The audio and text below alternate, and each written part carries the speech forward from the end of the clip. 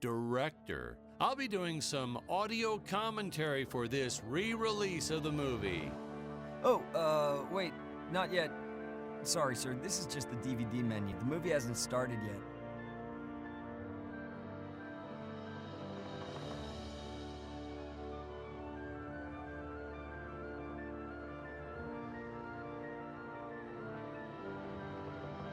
Wait a minute!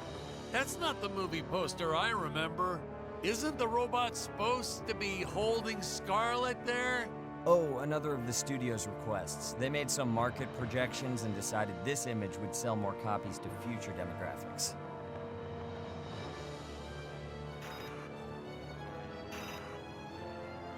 Wait, whose volume does that control?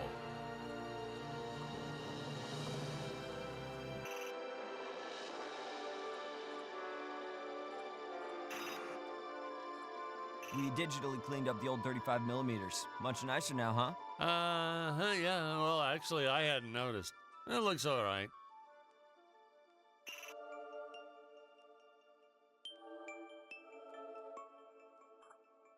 I can never figure out all these DVD options. I tell you, watching movies has become complicated. The pause button, I know that one.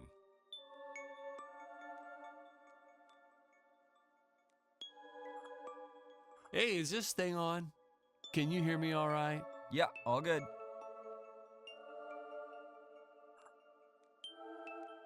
All right, we're gonna start the commentary track now.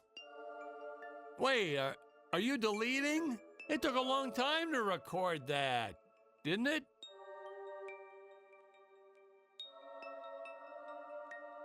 All right, let's take it again from the top. Always better the second time around anyway, right? Oh, though I may recycle some of my old jokes, hope you don't mind.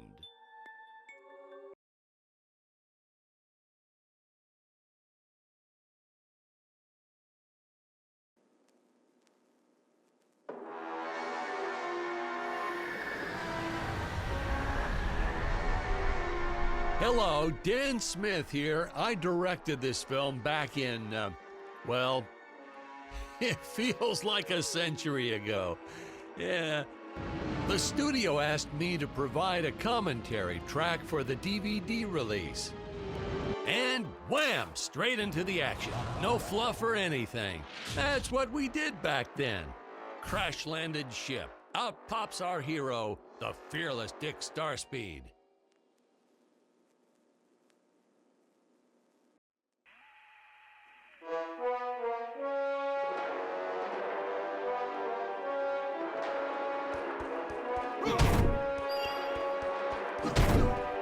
The ship's velocity reactor is damaged.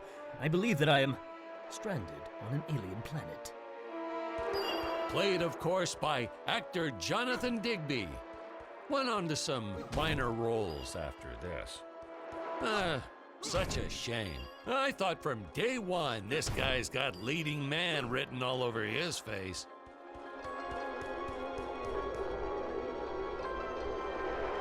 Greetings, citizens of Gravoria. I am Dick Starspeed, and I come in peace. Probably shouldn't have had Dick draw his weapon when he was talking about peace. Well, maybe one day we'll go back and CG it into a sandwich or something instead. Ah, just kidding. And this is what people pay to see. A no-name middle-aged B-list actor duking it out with stuntmen in costumes. Such stunning choreography. Now the extras in those robot suits really knew how to take a punch. Oh, literally. I told Jonathan not to hold back. Give it all to him. Kick him in the nuts and bolts. Holy smokes!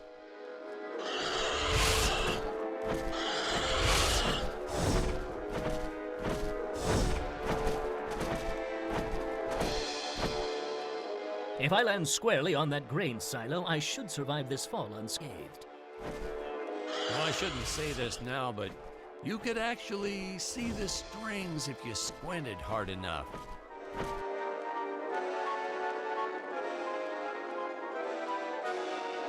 A screenwriting trick from back in the old days.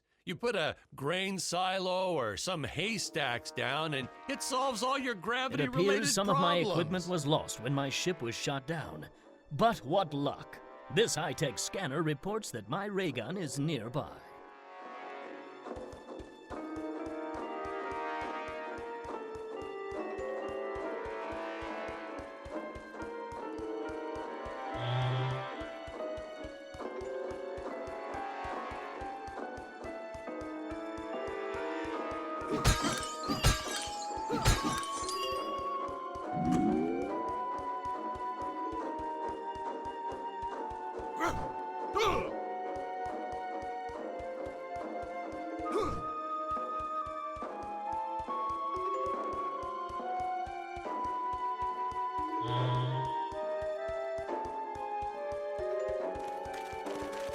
Oh, the dinosaurs.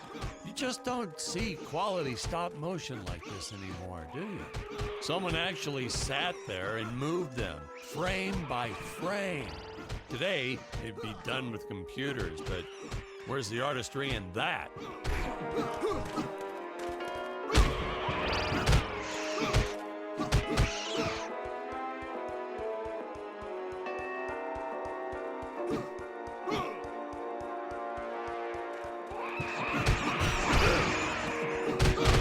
Now, if the trees here look a little plastic, well, it's because they are.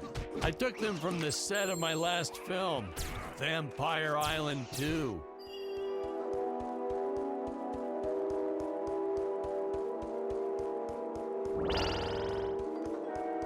We got our fair share of nasty letters from scientists complaining about our portrayal of the dinosaurs. Was news to me. Apparently, these stegosauruses weren't meat eaters. Must have preferred shellfish or something. Wow, how do they know? That's what I say.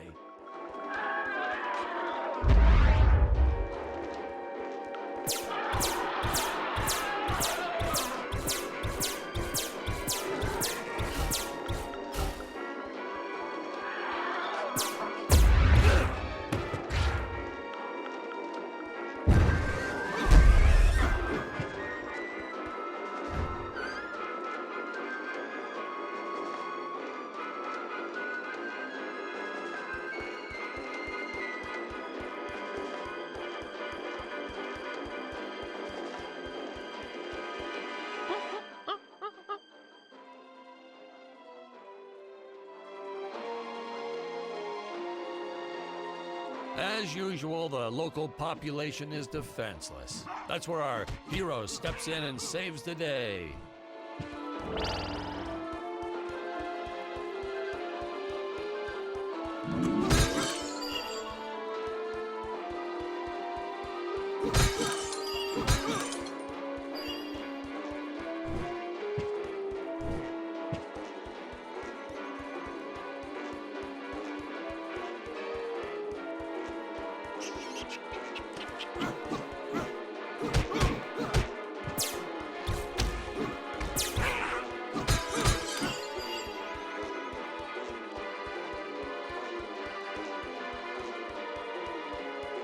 Ugh.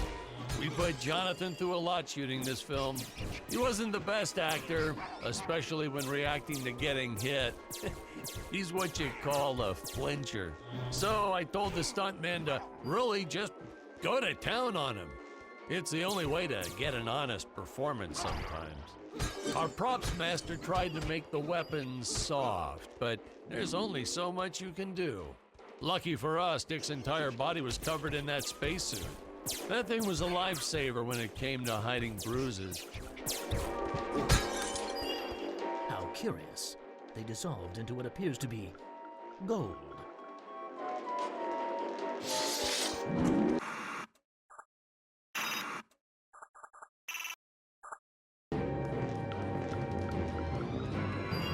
You'll notice the gold disappears when Dick touches it.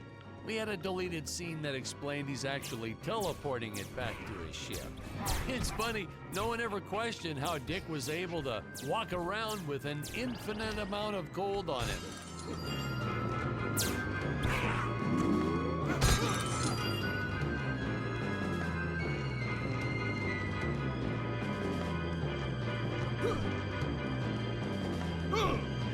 we had to redo these shots.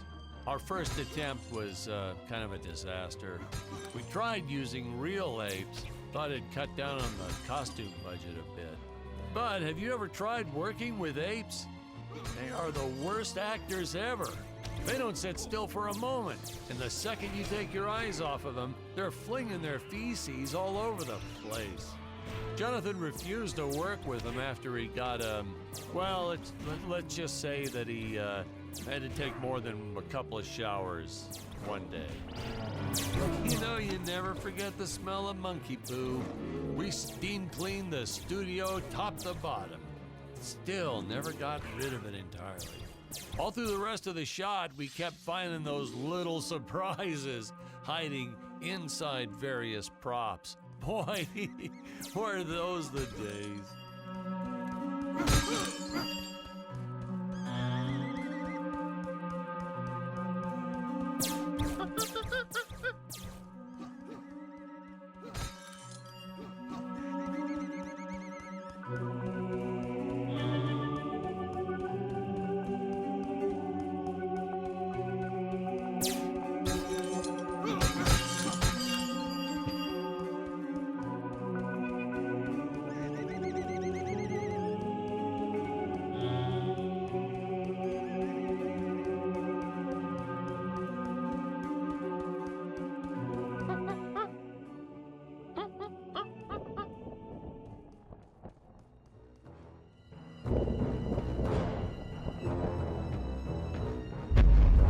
Some really top-notch stop-motion effects, huh? Unfortunately, we skimped on the Dick Starspeed puppet a little. The Earthman is not for you to eat, fiend! Oh, this was groundbreaking. We had the woman rescuing the man for once. We were really ahead of our time with this scene, but well, then again, I've always been rather progressive. The studio exec didn't seem to get why it was such a big deal, though. Sorry, we don't see this as anything unusual. Ha! Of course! It's unusual! A woman would never save the man. It just doesn't happen. Not in the movies, not in real life. I don't know why we didn't get more recognition for this scene. I guess I was just a little too ahead of my time.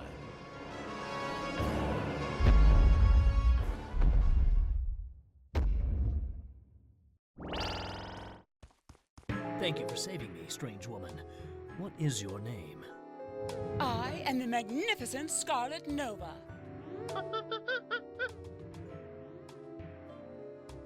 Do not question my motives. Just be happy that you are still alive. I must speak with my father at once. I shall teleport to his chambers.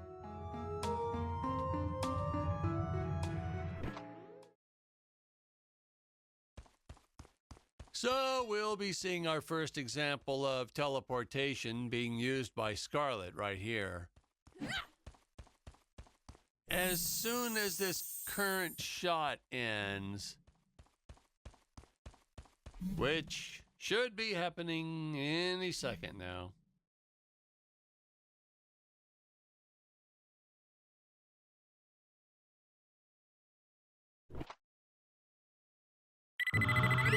Huh? Where is this place? This is not my father's chambers. You have disobeyed me for the final time, Scarlet. Enjoy an eternity in the Tower of Eternal Solitude for all eternity!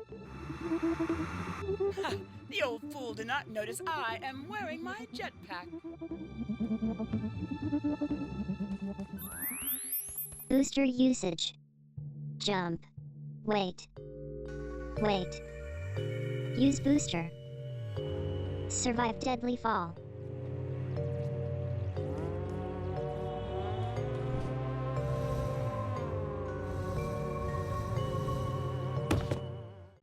Hey, now what's going on?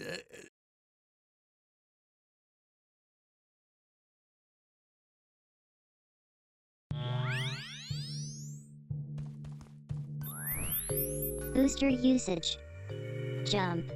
Wait. Fall.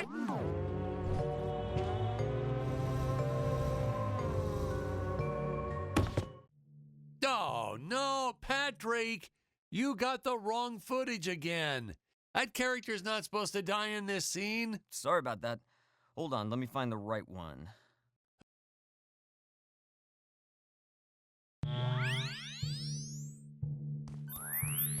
Boost. Jump. Deadly fall.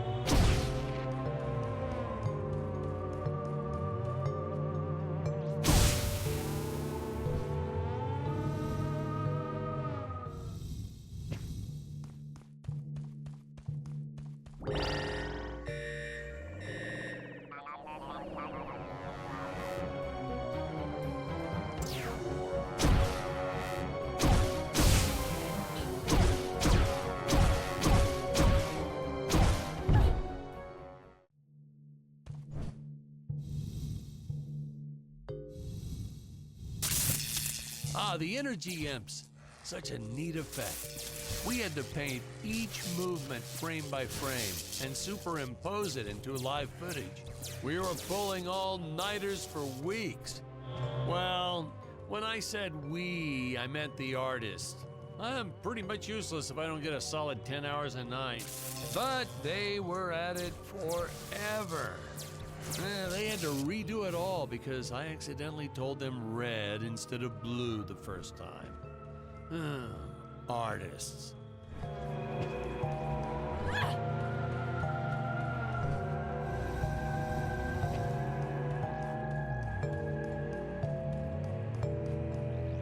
Curses! My father revoked my access to the teleport terminals. I shall only be able to utilize the ones I activate manually.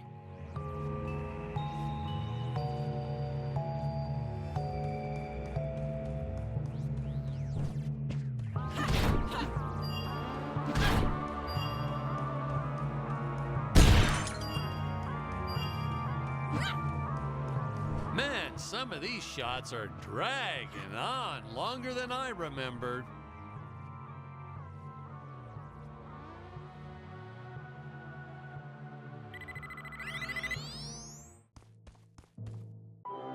Ah, I knew you would return.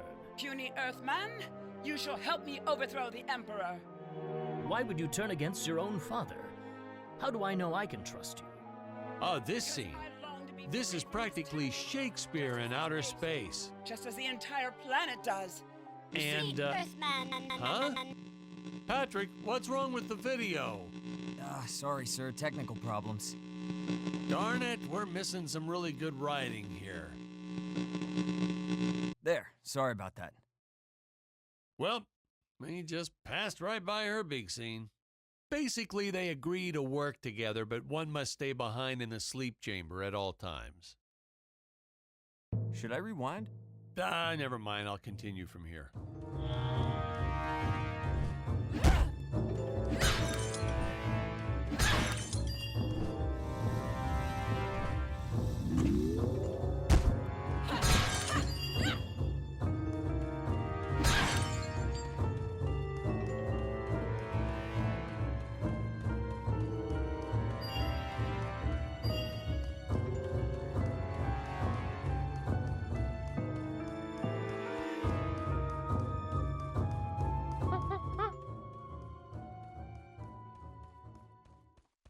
Oh, spoiler alert, our heroes may or may not find a particular tool that will allow them to destroy those rock barriers later on in the film. Right from the start, our budget was a little tight, even by standards back then. To make do, Tony shot a couple scenes in black and white. Originally, he intended to use it for flashbacks, but then I had to break it to him. Our film doesn't have flashbacks. We almost made it a silent film just to cut costs.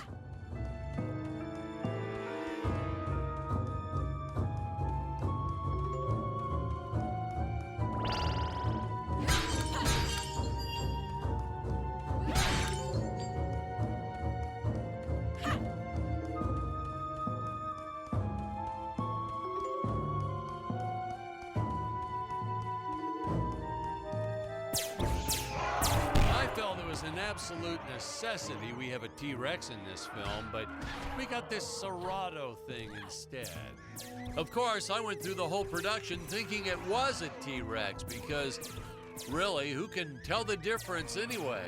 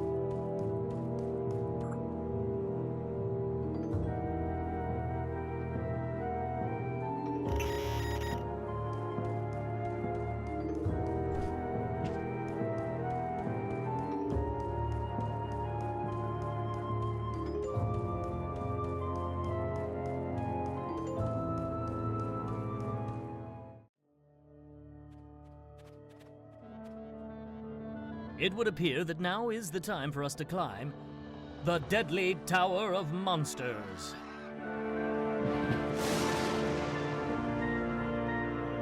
Good screenwriting 101.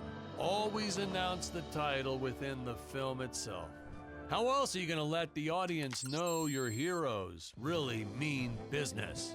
Now, that weapon, it's just an electric shaver, but you know, I bet you'd never guess it was, would you?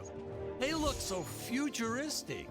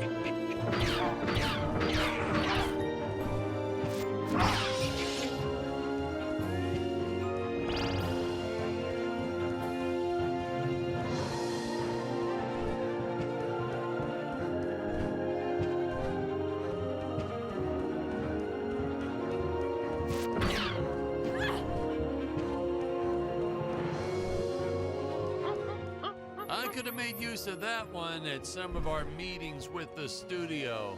Oh, you'd like to see records of where our budget went to this month? Sure, let me get that for you right now. Boom, boom. Yeah. Unfortunately, those meetings ended in a much different way.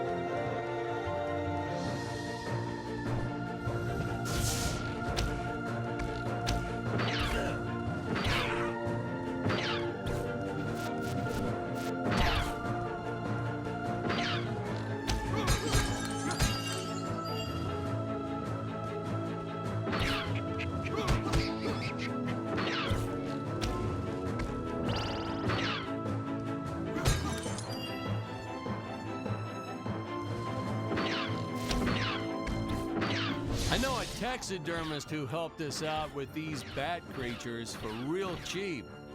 He's not good. He's kind of sloppy if you want to know the truth. But that's the best part. A sloppy bat looks scarier. Oh, but you gotta sew up that sphincter. Just trust me on that one.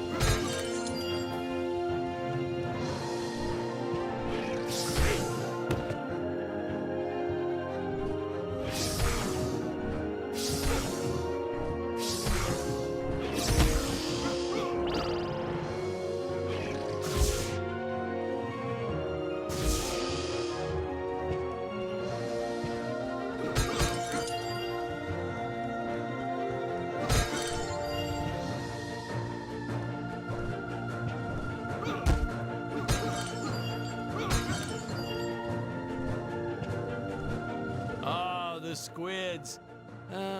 Some board member had these nephews who really wanted to be in the films. They made me cast them as squids. Whatever happened to artistic integrity? If you're going to cast a role not on merit, at least let it be a hot female role.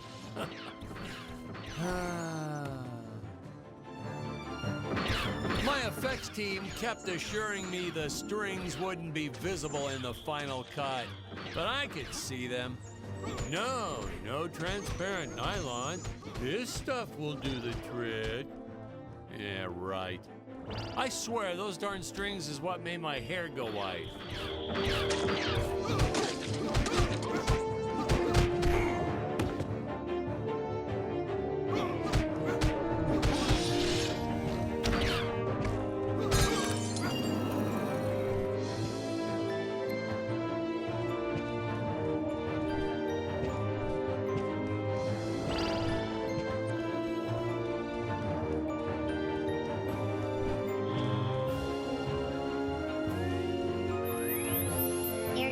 Teleport usage. Jump. While in the air, use teleport. Quickly return to upper floor.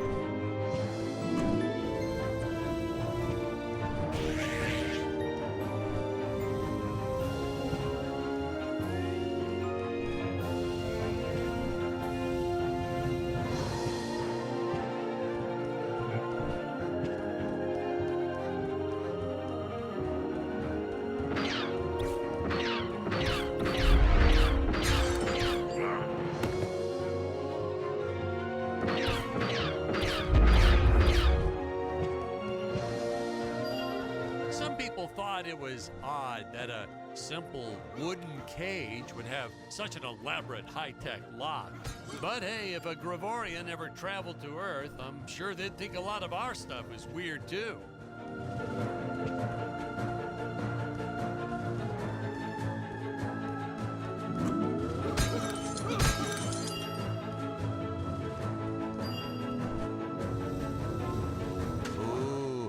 The fearless sea monster, always patrolling the shore, eagerly awaiting for his next meal.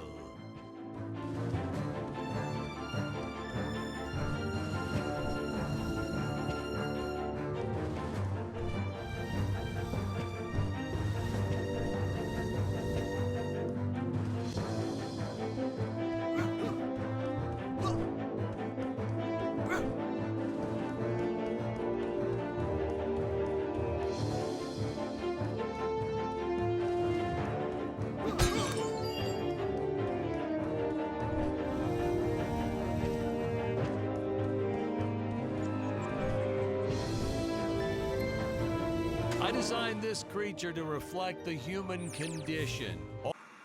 Always hungry, never satisfied. The bottomless pit of the beast's stomach. I don't know, you say stuff like that in interviews and your film always wins awards.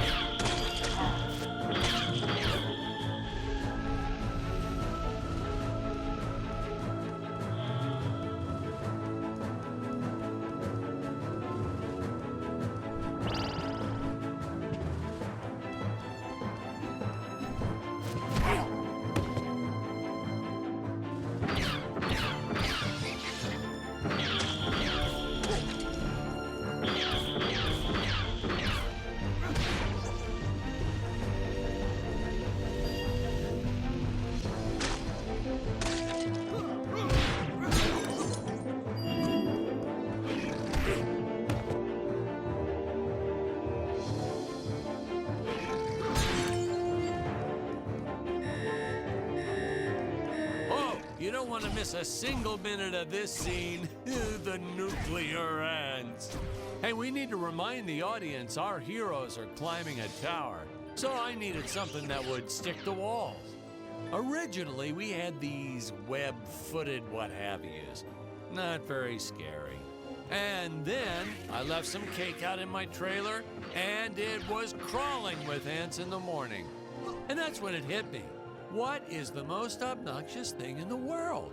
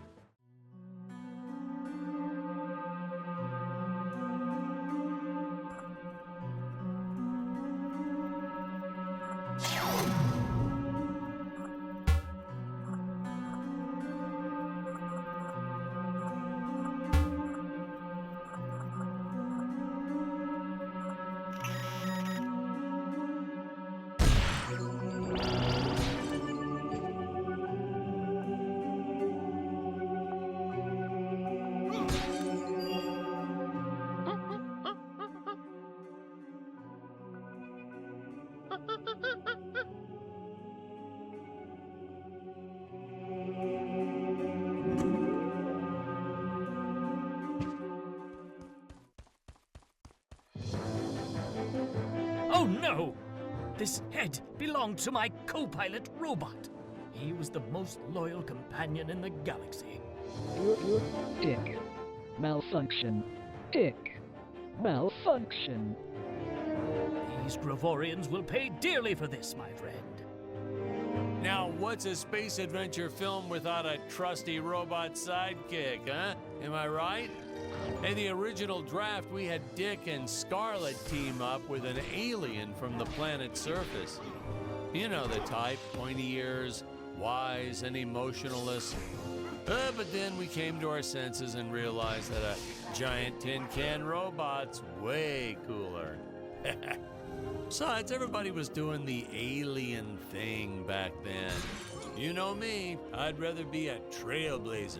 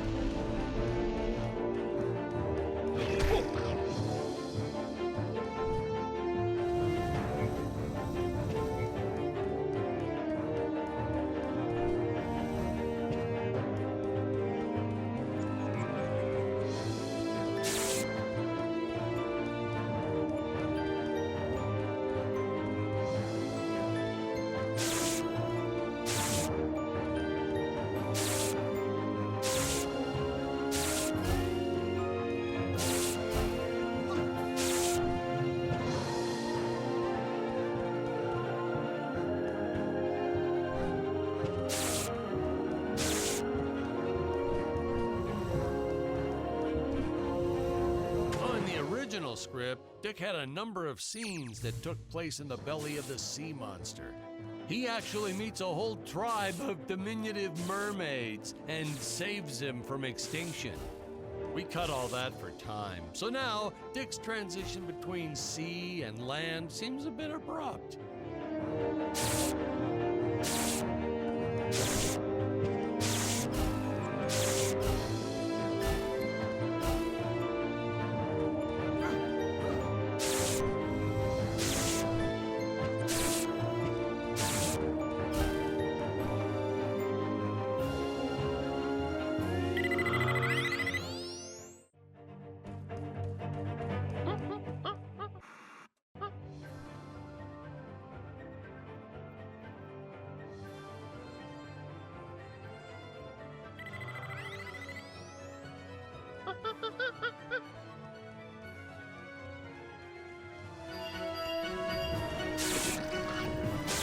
The insurance company made us install those safety guards after our actors fell off the set one too many times.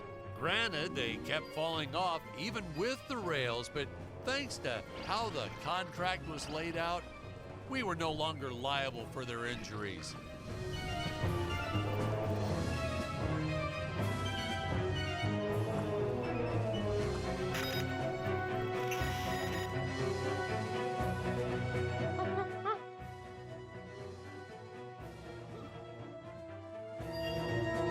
Well, ladies and gentlemen, I guess it's time to talk about the elephant in the room. Why on earth does this crazy film have title cards on screen when people are talking? You're thinking that, aren't you? I know you are. I would be too. Well, we had thought about making it a silent film at one point, so we shot a lot of scenes up close like this, with the dialogue written out for the audience to read. Well, when we swapped over to making a talkie, well, we just decided to keep on going rather than reshooting all those scenes.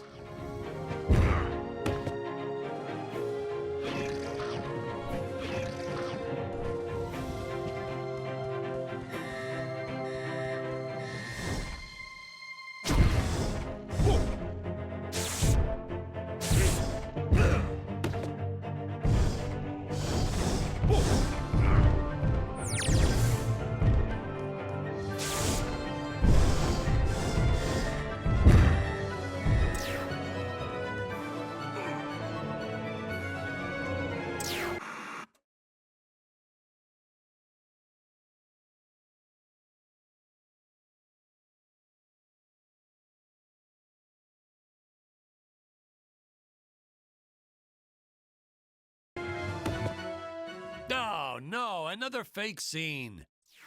Maybe we